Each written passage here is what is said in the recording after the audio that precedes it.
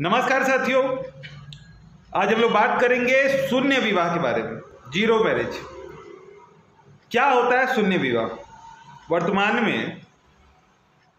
अभी महिलाओं द्वारा बहुत ज़्यादा समस्या आ रहा है कि मेरा पति दूसरा विवाह कर लिया। तो आज हम लोग इसी संदर्भ में चर्चा करेंगे कि शून्य विवाह क्या होता है। तो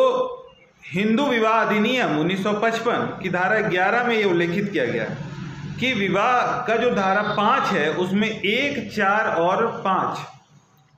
इस खंड में इसका व्याख्यान किया गया है कि किस किस स्थिति में हम विवाह को जीरो विवाह कहने का मतलब कि अगर कोई शादी कर भी लेता है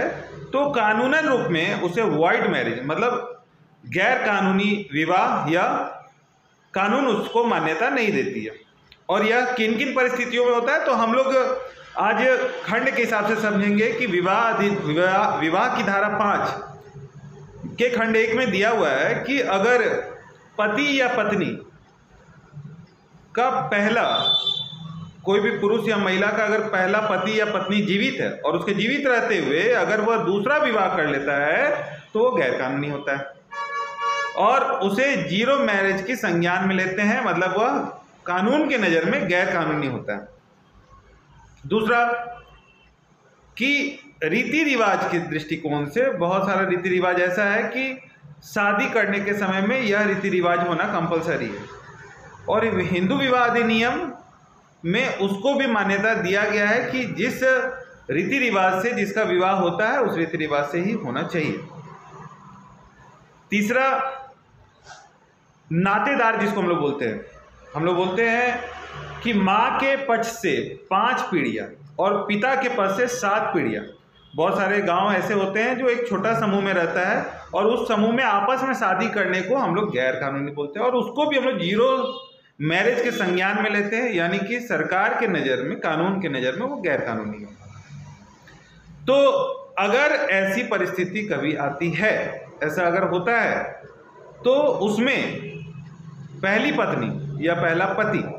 मतलब अगर एक पुरुष अपनी पहली पत्नी के रहते हुए दूसरा विवाह कर लेता है या एक पत्नी अपने पति के रहते हुए दूसरा विवाह कर लेती है तो उसको धारा 494 के तहत हम लोग उस पर कंप्लेन भी कर सकते हैं जिसमें कि 7 साल तक की सजा है। और ऐसा भी होता है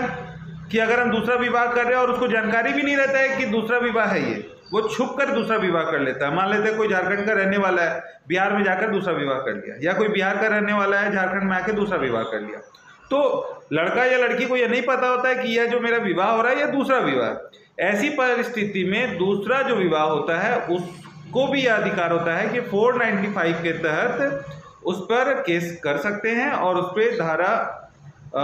495 लगेगा और सजा 10 साल तक का और जुर्माना या दोनों, ऐसा प्रावधान है। तो अगर कभी भी इस 3 खंड में धारा 5 का एक खंड 4, 5 यानी कि अगर किसी का पति पत्नी जिंदा है और अगर वो दूसरा विवाह कर लेता है तो हम उसके लिए कंप्लेन कर सकते हैं। अर्जी देने का अधिकार प्रथम पक्ष और द्वितीय पक्ष को ही होता है। जैसे कि अगर किसी लड़की के साथ ऐसा हुआ है या लड़का के साथ ऐसा हुआ है तो उसके रिश्तेदार को इसमें अर्जी देने का अधिकार नहीं होता है, अर्जी उनको खुद से देना होता है। इसके अलावा